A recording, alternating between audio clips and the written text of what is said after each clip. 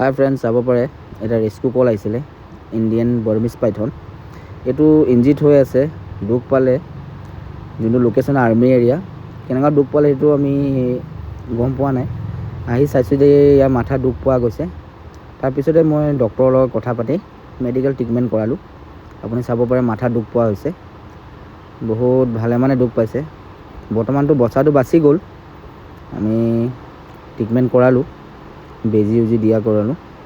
তাৰপিছত এতিয়া গুইজানত, তিনিচুকীয়া গুইজানত আমি তাত থৈ আহিছোঁ। আমাৰ ফৰেষ্ট যোনটো মেডিকেল আছে তাত এতিয়া ট্ৰিটমেণ্ট চলি আছে।